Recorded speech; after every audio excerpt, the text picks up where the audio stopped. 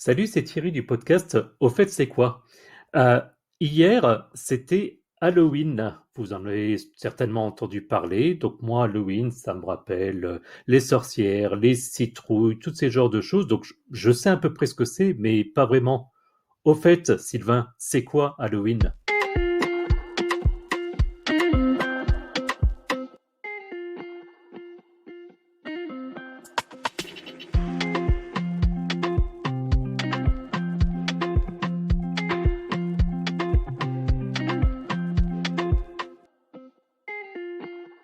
Salut Thierry, salut tout le monde, c'est Sylvain du podcast. Au fait, c'est quoi? Alors, Halloween, c'était très sympa comme type de recherche. Alors, c'est une fête qui est vraiment connue par tout le monde. C'est une fête qui est célébrée le 31 octobre dans de nombreux pays du monde, notamment en Amérique du Nord, Europe, Australie, on va dire. Et c'est la veille de la Toussaint, la fête chrétienne qui célèbre tous les saints. Est-ce que tu connais l'étymologie du mot Halloween, Thierry? Je sais pas, lié au téléphone, Halloween, Eh ben quelque chose comme ça? exactement, c'est ça, exactement. Non, pas du tout. En Ah fait, ça merde. appartient strictement à la langue anglaise. C'est sans aucun rapport avec le gaélique ou toute autre langue celtique. Et c'est une altération de All Hallows Eve, qui signifie littéralement la fête, la veille de tous les saints, c'est-à-dire la veille de la fête chrétienne de la Toussaint. Les origines d'Halloween, par contre, remontent à la fête celtique de Samhain, qui était célébrée au début de l'automne. À cette époque, les Celtes croyaient que la nuit du 31 octobre était une nuit magique, où les frontières entre le monde des vivants et le monde des morts étaient ouvertes, et les Celtes célébraient cette nuit en allumant des feux, en portant des costumes ou en dansant. Est-ce que ça, je présume que bon, cette partie-là d'Halloween, tu la connaissais un petit peu, le côté déguisement, costume et autres. Ça te parle un peu plus? Ça me parle un peu plus et quand j'entends ça, en plus de ce qu'on connaît d'Halloween, je suis en train de repenser à la vidéo du titre Thriller de Michael Jackson. Ça pourrait presque être une chanson d'Halloween finalement. Exactement. En fait, ce que je viens de dire se contredisait un peu dans le sens où on parle de langue anglaise et puis on parle, on va dire, d'origine celtique. C'est juste qu'au fil du temps, les traditions celtiques de Samin ont été absorbées par les fêtes chrétiennes de la Toussaint et du jour des morts. Donc en fait, tu vois, c'est un peu une double origine qui est venue se fusionner. Au 19e siècle, Halloween est devenu vraiment une fête populaire aux États-Unis et elle est devenue associée aux citrouilles sculptées, aux déguisements effrayants et aux bonbons pour les enfants. Ça va leur parler. C'est vrai qu'aujourd'hui, maintenant, Halloween, ça devient une fête familiale, conviviale. Tout le monde se déguise en monstre, en sorcière. Ça porte des personnages effrayants et des visages très moches. Et même les adultes, sans les enfants, organisent des soirées. J'en ai fait aussi à thème sans enfants. Il n'y avait pas forcément de bonbons, avec une ambiance un peu glauque. Et ça, c'est vraiment sympa. Ouais, près de chez moi, il y a aussi régulièrement des sorties, même dans des parcs ou bien comme ça se développe de plus en plus. Ouais. Donc, finalement, ça veut dire que c'est parti de croyances assez religieuses pour rentrer aujourd'hui dans même plus trop des croyances, mais des espèces de traditions populaires. Ouais. Et justement, donc j'imagine, on parle de tradition et donc de coutumes d'Halloween. Alors, je connais quelques-unes. Je pense évidemment aux citrouilles. Est-ce que tu peux en parler un petit peu plus? Alors, les citrouilles, oui, c'est une tradition incontournable. Elles sont sculptées en lanterne ou en visage effrayant. On y reviendra un petit peu plus tard hein, par rapport à ça. Il y a les déguisements, effectivement, sorcières, vampires ou tout ce qui est. Il y a les bonbons, où les enfants, tu sais, vont taper de porte en porte pour demander des bonbons. Ça s'appelle la trick or treat. En anglais, désolé pour mon accent. T'as les feux, ça c'est une tradition celtique qui est encore pratiquée dans certaines régions. Les gens allument des feux pour éloigner les mauvais esprits, donc il y a le côté un peu plus ésotérique, religieux. Puis tu as Mhm. les fêtes à thème. Là, c'est plus la partie, on va dire, un peu populaire et même commerciale qui s'est développée. Et c'est vrai qu'on le voit maintenant, ça prend une part de plus en plus importante dans le monde entier, y compris dans un pays comme la France, où ça a mis un petit peu plus de temps avant d'arriver. Moi, je dirais qu'en France, c'est arrivé il y a quoi? Il y a une quinzaine d'années à peu près, quelque chose comme ça? Eh ben, on y reviendra. Je vais avoir l'information. En France, concrètement, c'est arrivé à la fin des années 90. Ça a commencé à se développer et on va dire depuis 10-15 ans, effectivement, on voit Mhm. maintenant dans les centres commerciaux, les magasins sont aux couleurs d'Halloween. Donc voilà, il y a pas mal de pays qui se développent sur ça. Effectivement, et puis il y en a d'autres. Bah, tu parlais de l'Angleterre, du monde celtique, etc. Donc j'imagine, on va dire la Grande-Bretagne, pour parler de manière générale, où il y a pas mal de tradition, qu'est-ce qu'il en est du coup? Si on prend Bah, l'Irlande par exemple. voilà, en gros, si on commence par l'Irlande, c'est une fête très très populaire là-bas sous le nom gaélique de Kish Samhain. Alors c'est littéralement la nuit de la fin de l'été et c'est célébré depuis des siècles. C'est ce que je t'expliquais au début, tu sais, avec la partie gaélique, puis la langue anglaise qui est venue mettre un nom sur ça. Et dans la nuit d'Halloween, bah, les enfants se déguisent en créatures maléfiques. Il peut y avoir des gobelins également là-bas et ils sont pas mal dans l'allumage de feu. On a l'Écosse également, qui est une autre culture gaélique avec l'Irlande, pardon, qui célèbre la fête de la Samin depuis des siècles. Donc c'est à peu près pareil, c'est énormément développé. En Angleterre, c'est également autrefois appelé la nuit du casse-noisette ou la nuit de la pomme croquante. Donc les familles réunies autour du feu racontaient des histoires tout en mangeant des noisettes et des pommes. Et ce jour-là, les pauvres recevaient des gâteaux appelés les gâteaux de l'esprit. Donc Halloween, ça fut critiqué en Angleterre pendant longtemps, pendant la période des réformes, pour être opposé à la notion de prédestination et sa popularité, bah, elle baissa quand même un petit peu. Par rapport à ça, je ne vais pas rentrer dans le jargon trop technique, mais en tout cas, voilà comment ça se fait. Ça, c'est pour la partie culture. La France, on en a parlé tout à l'heure, hein, fin des années 90. Est-ce que pour toi, tu as d'autres régions en France qui ont des spécificités avec Halloween? Alors, j- comme ça, j'imagine que comme on parle du monde celtique ou bien comme ça, si tu dis France et celtique, on peut penser, j'imagine, à la Bretagne. Alors, tu as des fêtes qui vont se rapprocher. En Corse, tu as la Saint-Andrea qui va se rapprocher, on va dire, de la tradition d'Halloween. En Bretagne, D'accord. effectivement, tu vas voir dans le Finistère, par exemple, euh, des enfants qui vont creuser des betteraves. Ils pratiquaient des trous en forme d'yeux, de nez et de bouche pour introduire une bougie. Et donc, tu as vraiment une spécificité, effectivement, en Bretagne. Est-ce que pour toi, la Moselle, toi qui es mosellan, est-ce que la Moselle a une tradition d'Halloween? On va voir si tu connais bien Alors, ta euh, région, ton alors département. souvent la Moselle, on a tendance un petit peu à la découper, et moi qui suis on va dire, en ce qu'on appelle en Moselle Nord, alors on va croire que c'est un pays, mais c'est pas spécialement le cas. Par chez moi, pas spécialement. Les enfants le font un petit peu, mais il n'y a pas de grosse tradition. Mais d'après ce que je vois, effectivement, tu en as vu qui sont également particulières et liées à la betterave, c'est ça? Exactement, en Moselle, alors je vais prononcer le nom, la Rommelbootsnenat, c'est la nuit des betteraves Ah, grimaçantes en francique lorrain.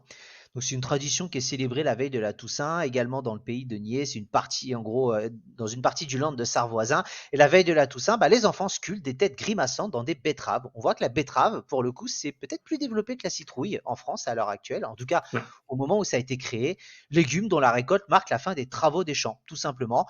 C'est pareil, on sculpte, on met une bougie et on les dépose sur le rebord des fenêtres, des puits, des murs, des cimetières, à la croisement des chemins pour effrayer les passants ou les mauvais esprits.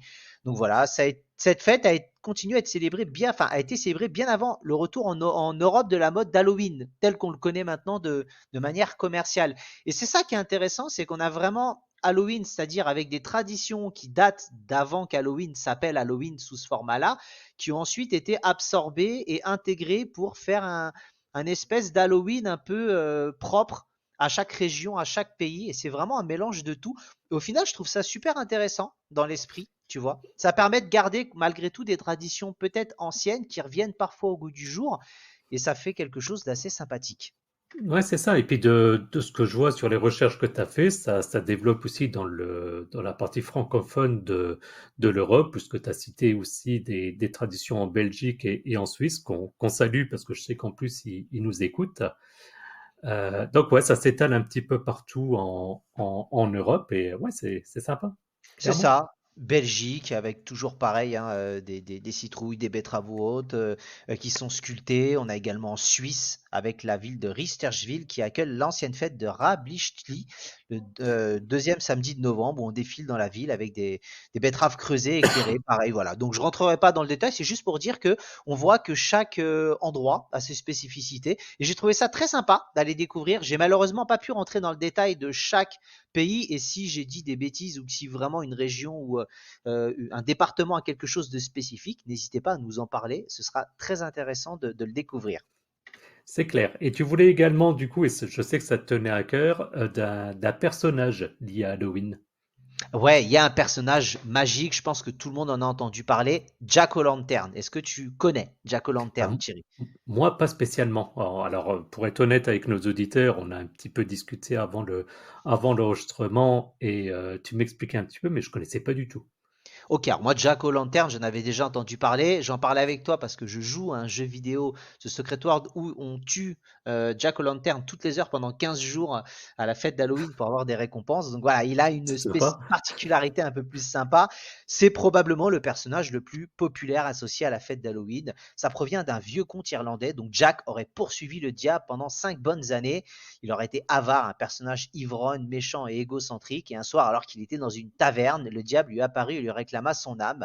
Et Jack demande au diable de lui offrir à boire un dernier verre avant de partir pour l'enfer. Le diable accepte et se transforme en pièce de 6 pence. Donc Jack la saisit et la place immédiatement dans sa bourse. Voilà, donc en gros, il y a un peu un système de personnages un peu maléfiques. Et quand il meurt, l'entrée au paradis lui est refusée. Le diable refuse également de le laisser rentrer en enfer par rapport à sa roublardise. Donc, il réussit quand même à convaincre le diable de lui donner un morceau de charbon ardent afin d'éclairer son chemin dans le noir. Et donc, il le place, le charbon, dans un navet creusé en guise de lanterne et il est condamné à errer sans but. J'adore cette histoire dans l'esprit. Et effectivement, en gros, souvent, Jack O'Lantern est représenté par un lampion fabriqué à partir d'une citrouille ou d'un autre légume, généralement un navet ou un rutabaga, et c'est décoré de visages effrayants avec une lumière à l'intérieur. Et c'est vrai que, je sais pas si tu connaissais, mais l'histoire du diable, du paradis et tout ça, un peu de la tromperie, j'adore cette histoire. Non, je connaissais pas, mais c'est là où je me dis que clairement l'abus d'alcool est dangereux pour la santé et c'est bien la preuve qu'il faut consommer avec modération. Sinon, on commence à essayer d'avoir des discussions avec le diable, c'est quand même particulier. Mais après, c'est aussi Exa- l'ambiance Halloween. Exactement, et c'est un personnage, je vous laisserai taper Jack O'Lantern si vous voulez vous déguiser et trouver une idée de déguisement pour Halloween, c'est parfait. Eh ben, il nous reste la dernière étape de cet épisode qui en devient une tradition presque d'après les retours qu'on reçoit, qui sont les anecdotes. Donc, tu nous as trouvé quelques anecdotes sur Halloween. Évidemment. Donc ça n'a pas été trop difficile, je t'avoue, en termes de Non. recherche. Ça a même été difficile de tout concaténer, on va dire. Donc tu as la tradition du trick or treat, donc Mhm. comme je t'expliquais tout à l'heure, qui remonte au 19e siècle aux États-Unis. Les enfants vont taper de porte en porte pour demander des bonbons. Alors à l'époque, ça pouvait être des fruits, des légumes ou des pièces de monnaie. Et si les gens ne donnent pas, eh ben les enfants peuvent jeter des mauvais sorts ou faire des farces. Donc ça, c'est quand même la plus connue. Tu as Ouais, les citrouilles, comme c'est on en a. classique. Et puis en France, ils ont tendance à dire un bonbon ou une farce. Donc, quelque part, Exactement, la traduction française. exactement. Trick or treat, exactement. Est-ce que tu sais pourquoi la couleur orange est associée à Halloween depuis le 19e siècle? Est-ce que ça te parle? Les Pays-Bas? Les Pays-Bas et le maillot orange? Je sens que pas du Alors, tout. pas vraiment. La couleur orange, on va dire qu'à l'époque, les citrouilles étaient souvent peintes de manière orange un petit peu plus flash pour être encore plus visibles dans l'obscurité. D'accord. Tu vois? Donc il y avait vraiment un petit côté un peu esthétique hein, dans l'absolu. Et c'est peut-être pour ça aussi que la citrouille avait été choisie, peut-être au détriment de navet ou autre, parce qu'il y avait quand même un côté déjà plus sympa. Il y a Mhm. la tradition des brûlés de feu de joie. Alors tout ce que je vais dire là, j'en ai déjà un petit peu plus parlé, qui là est une base de tradition celtique. Et comme on expliquait, il y a vraiment le côté d'aider à éloigner les mauvais esprits.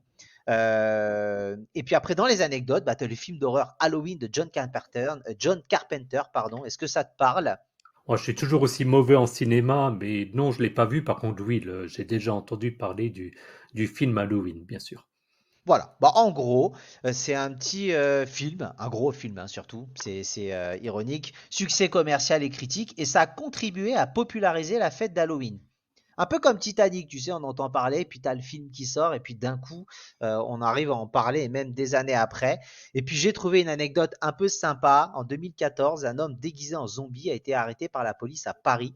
L'homme portait vraiment un costume très réaliste et a effrayé des passants. Et donc la police l'a arrêté pour trouble à l'ordre public. Et là, je me dis, bravo pour celui qui a pu le maquiller, parce que vraiment, à mon avis, il y a des gens qui ont dû se croire qu'il y a eu une vraie attaque de zombies et ça m'a fait rire. Bon, il a fini en garde à vue, mais en tout cas, bravo à lui pour son costume. Et il y avait eu une fake news il y a quelques années, je crois, aux États-Unis ou quelque chose comme ça. J'avais entendu ça dans un autre podcast d'attaque de zombies qui avait été complètement montée par un animateur radio. Faudrait que je retrouve la référence pour en reparler à l'occasion. Merci beaucoup, Sylvain. Est-ce que tu avais d'autres choses à rajouter du coup sur ces sujets? Écoute, non, il y en avait trop. Je voulais pas que l'émission dure trop longtemps. Allez voir sur Internet, vous avez de multiples sources. En tout cas, voilà. J'espère que ça vous a plu. Eh bien, moi, ça m'a bien plu. Merci beaucoup, Sylvain. J'ai de nouveau appris plein de trucs. Et puis à une prochaine alors. À prochaine. Comme d'habitude, retrouvez-nous après le générique de fin pour différentes infos complémentaires. Salut!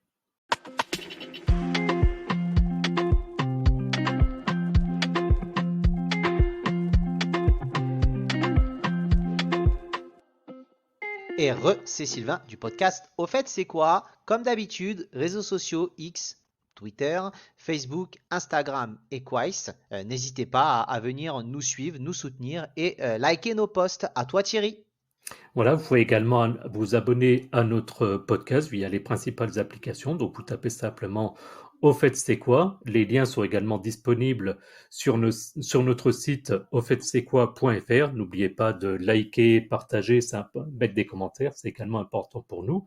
Et puis, si vous le souhaitez, vous pouvez nous soutenir financièrement via Patreon, patreon.com/au fait c'est quoi? Et en sachant que dans les jours à venir, on risque de faire des petites annonces par rapport à des réseaux sociaux et d'autres fonctionnalités qu'on est en train de mettre en place. Donc n'hésitez pas à nous suivre pour découvrir nos surprises. Exactement. Et moi, je finirai en disant, si vous avez des costumes, des déguisements et que vous allez faire la fête, n'hésitez pas à les poster en commentaire pour qu'on puisse voir un petit peu votre déguisement de l'année. Voilà. En tout cas, merci beaucoup et à plus dans le bus. Salut!